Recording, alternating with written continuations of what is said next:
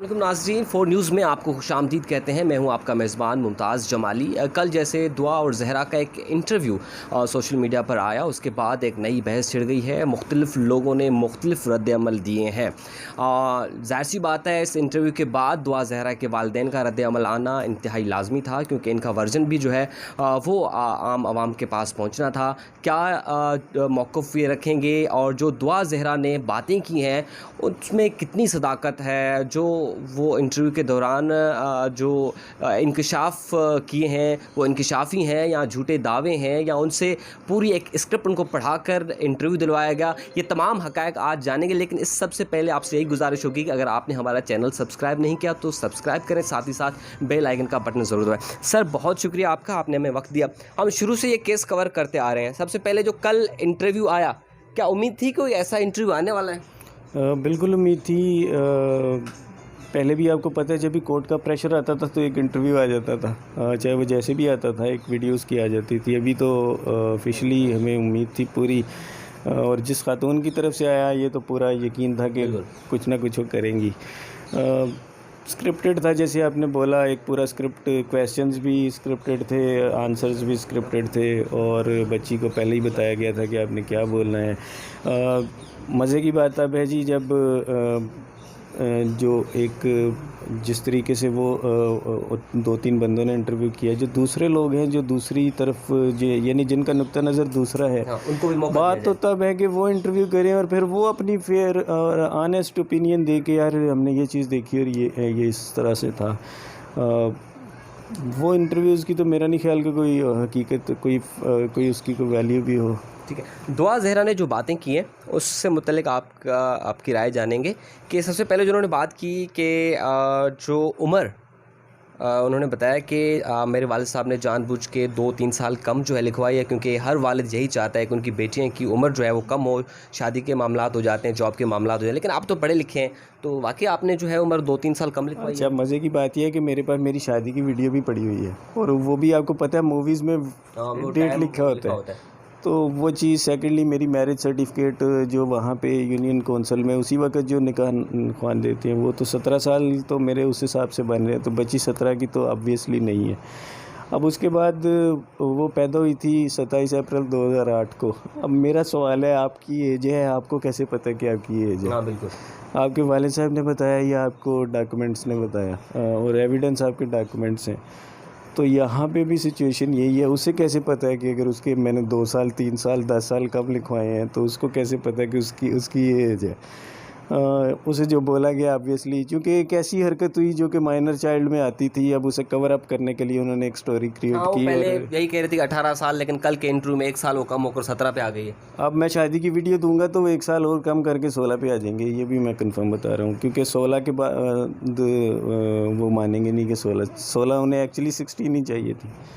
लेकिन अच्छी बात यह है जी कि अभी जिब्रान नासिर साहब इस केस को टेक ओवर किया है, और वो इसको जो चूँकि क्राइम सिंध में हुआ है, और हम इसके लिए एक नई पिटीशंस और सुप्रीम कोर्ट और ये इस चीज़ में जा रहे हैं, और इवन ट्रायल कोर्ट के अंदर भी। आपकी बात कर रहा हूँ, वो जो शादी का मामला है कज़न के साथ, तो उसमें कितनी सदाकत है, और प्लॉट का जो मामला आ रहा है उसमें कितनी सदाकत है? यार वो कज़न जो है वो उसमें बिल्कुल कतई तौर पे कोई सदाकत नहीं। मुझे जो लगा है, इन लोगों ने उससे घर की फैमिली मेम्बर्स के नाम पूछे। अच्छा। अब वो बच्ची चाहे अंडर प्रेशर बताए या जो भी रीज़न से उसने वो नाम बताए, और उन्होंने उन नामों में से एक सेलेक्ट करके एक स्टोरी क्रिएट की। वो बच्चा ऑलरेडी उसकी मंगनी है, और वो बेचारा मुझे कहता है मुझे आपने कहाँ फंसा दिया है, मेरा तो अपनी मंगनी जो है ख़तरे में पड़ गई है। आप सेकेंडली वो प्लाट ऑलरेडी मेरे नाम है। अच्छा, प्लाट आपके नाम पर ही है? जी बिल्कुल। अच्छा। वो ऑलरेडी मेरे वालिद साहब के नाम है, और मैं अपने वालिद साहब की इकलौती औलाद हूँ। मेरा ना कोई भाई है ना कोई बहन है, तो मुझे किसी से शादी करके वो प्लाट नहीं मिलना। मेरे अब्बा तो ऑलरेडी बड़े अरसे से बोल रहे हैं कि यार इसे बेच और अपना घर ले। मैं एक हर पाकिस्तानी की तरह मेरी भी सोच यही थी कि 2-4 साल पड़ा रहे तो उसकी प्राइस बढ़ जाएगी। उन्होंने एक इल्ज़ाम भी लगाया कि जब उन्होंने जो है ज़हीर के साथ शादी की ख्वाहिश का इज़हार किया, तो वालिदा ने उन पर तशद्दुद किया, और वालिद साहब ने जो है वो ज़बरदस्ती कहा कि अब जो है जल्दी इनकी शादी करवाया जाए। तो क्या कभी तशद्दुद का ऐसा कोई अमल हुआ? बिल्कुल भी नहीं हुआ। मैंने कभी बच्ची की को डांटा भी नहीं। और सेकेंडली ये तो एक फ़ाल्स एक्यूजेशन थी घर बड़ी में। बेटी है, लाडली होगी घर की तो। मेरी तीनों बेटियां लाडली हैं और मैंने तीनों बच्चियां मन्नतों से ली हैं। आप बिलीव करें, इसने कभी घर में जैसे ये इसने वहाँ पे जाने के बाद ये बोला कि माँ बाप जुल्म करते थे और मैं एक ज़हीर नामी लड़के को पसंद करती थी, और मैंने घर में जिक्र भी किया, लेकिन ये सब फ़ाल्स एक्यूजेशन थी। आप खुद सोचिए, एक बच्ची जो कि 6ठी क्लास में पढ़ती है, स्कूल भी नहीं जा रही, वो अपने रिश्ते की कैसे बात कर सकती है घर में? या उस वो इतनी आप बिलीव करें, 7 वाली गली में उसका स्कूल है। कौन सी क्लास में थी दुआ? 6 में थी, और अच्छा। 7 वाली गली में उसका स्कूल है। वो यहाँ से कभी स्कूल पैदल खुद नहीं गई और ना कभी आई है। कल मैं एक डॉक्टर साहब के पास गया था जो मेरे फैमिली डॉक्टर थे, शायद आपने वीडियो भी देखी हो। अक्सर ऐसा होता था, बच्चे बीमार होते रहते हैं, ख़ुसूसन कोविड के अंदर अगर वो नॉर्मल नज़ला ज़ुकाम भी हो तो आप बड़े परेशान हो जाते हैं और डॉक्टर के पास लेके चले जाते हैं। तो मैं हर 15-20 दिन बाद बच्चों को अमूमन, क्योंकि ये एक कुछ ऐसा रूटीन चेकअप के लिए। खौफ भी सर के ऊपर ऐसा बैठ गया कि बच्चा बीमार वगैरह ना हो, तो वो वहाँ पे बैठ के मैं जस्ट एक 2-4 आप ये समझ लें कि 2-4 दुकानें दूर मैं उसे कहा कि आप इधर बैठो, मैं आ रहा हूँ। कहती नहीं, मैंने आपके साथ जाना है। तो जो बच्चा इतना, और ये मैं अभी रिसेंटली की बात कर रहा हूँ, तो जो बच्चा इतना वो अटैच हो और अकेले ना रह सकता हो, वो यहाँ से लाहौर भी अकेले नहीं जा सकता, ये भी एक फैब्रिकेटेड स्टोरी है। अच्छा, वो चैम्बर में जो मुलाकात हुई, आपने तो अपना पहले आपने मौक़िफ़ दिया था कि वो एक तो बात नहीं कर रही थी, लेकिन बाद में वो कन्विंस हो गई और कहा कि मैं बाबा आपके साथ जाना चाहती हूँ। लेकिन कल जो इंटरव्यू में उन्होंने एक नई बात कही कि जी मैंने पहले ही मना किया था, उन्होंने कहा कि नहीं आप जो हैं जज के सामने ये बात करें। तो वैसे आप अभी भी उस मौक़िफ़ पर कायम हैं कि वो आपके साथ जाना चाहती थी? देखिए, मैं उसी मौके पे कायम हूँ जो हुआ। अच्छा। ये बिल्कुल बात करेक्ट है। मैंने उसे कहा कि खौफ है, मुझे बताओ, अगर आप पसंद करती हो तभी बताओ। मैंने तो अच्छा, आपने ये भी कहा कि अगर पसंद करती हैं? सर, मैंने तो ये भी कहा कि आप मुझे ये एक बार बता दो, मैं जज साहब के सामने जाके बोलता हूँ, हम सारे केस ख़त्म करते हैं, आप घर आओ, हम आपकी शादी करते हैं। इससे बढ़कर मैं क्या बोलूँ?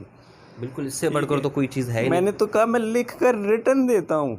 जो वहाँ पे पुलिस वाले खड़े थे, अगर उनमें से कोई खुदा का बंदा खुदा का खौफ खाता है तो वो ये बोले कि यार ये बात करेक्ट है।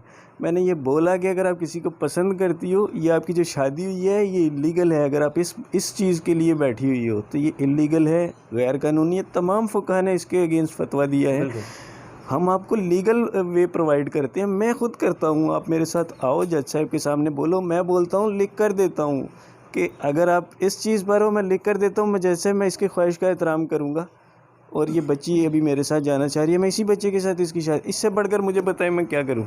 बिल्कुल। अगर ऐसी बात होती तो वो तो मेरे साथ आती। सेकंड चीज़ ये, और पुलिस भी ना रोकती फिर। सेकंड चीज़ ये, उसने इस चीज़ के ऊपर कुछ भी नहीं बोला, ठीक है।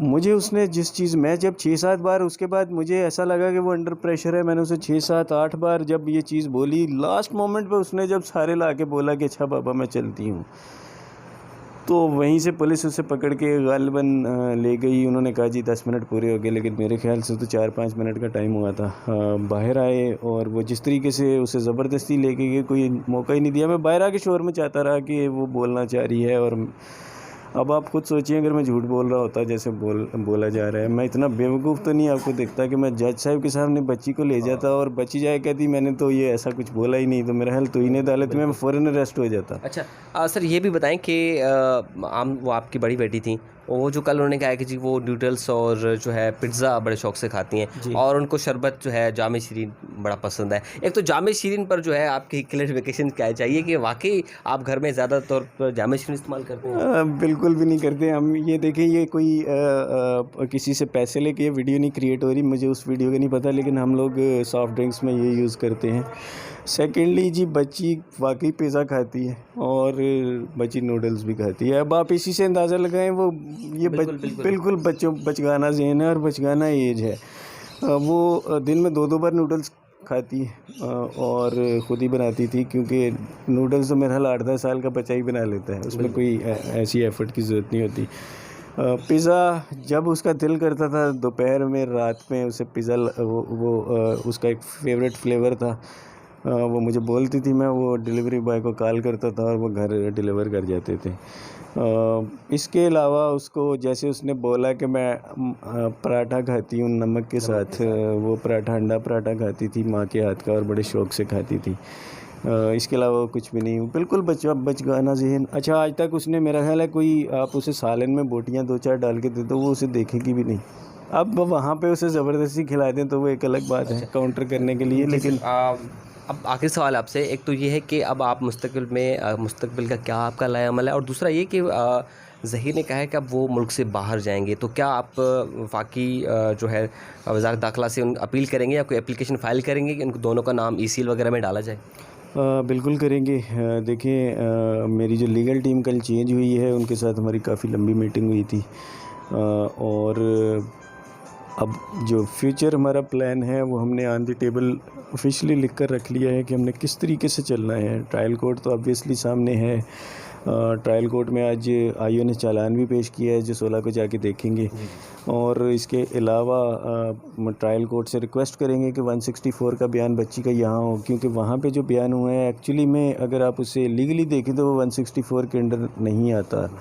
वो यहाँ पे हो 164 और उसमें क्रॉस क्वेश्चनिंग होती है। वो बयान के बाद जो क्रॉस क्वेश्चनिंग होगी हमें उसका मौका मिले, क्योंकि यही कानून है और यहीं से वो मामला टेकअप होना है। केस, जो लोग ये कह रहे हैं केस ख़त्म हो गया और बिल्कुल गुड बाय हो गया, वो शायद कानून से वाकिफ़ नहीं है। आप लोग सबसे ज़्यादा बेटर जानते हैं, आप लोग कोर्ट रिपोर्टर हैं। यहाँ से अगर हम बिलफ़र्ज़ अगर हमें यहाँ से कोई वो नहीं मिलती तो इसके बाद हमारे पास, हम इस ट्रायल कोर्ट को हाई कोर्ट में भी चैलेंज कर सकते हैं, और हम सुप्रीम कोर्ट का ऑप्शन भी खुला है और वो बिल्कुल ऑन दी कार्ड है। हम पूरी तैयारी के साथ हैं इस दफ़ा। ठीक है, बहुत शुक्रिया मेहदी काज़मी साहब। सबसे पहले तो मेहदी काज़मी साहब ने जो अभी एक बात कही है कि चैम्बर में इन्होंने ये तक कहा कि बेटी अगर आप ज़हीर से पसंद की शादी करना चाहती हैं तो तमाम जो शरई और कानूनी उसूल हैं वो मुकम्मल किए जाएं, बाद में आपकी शादी भी हो जाएगी। इतनी बड़ी ऑफ़र बाप की जानिब से। एक रूमर चल रहे थे ना कि बाप बज़िद है कि ज़हीर के साथ जो है सिर्फ शादी ना हो, बाकी किसी के साथ भी हो, लेकिन अभी ये मेहदी साहब ने इस पर वाज़े अपना पैगाम और मौक़िफ़ दे दिया है। साथ ही साथ ये भी कहा है कि वो सुप्रीम कोर्ट तक जो है जाने के लिए तैयार हैं, और उन्होंने तमाम तर जो है तैयारियां जो है मुकम्मल कर ली हैं। 16 तारीख तो जुडिशल मजिस्ट्रेट शर्की की अदालत में भी केस लगा है। जो अपडेट होगी हम कोशिश करेंगे कि अथेंटिक इन्फॉर्मेशन जो है आपके सामने पहुंचा दें, और जो जामे शीरीन वाला जो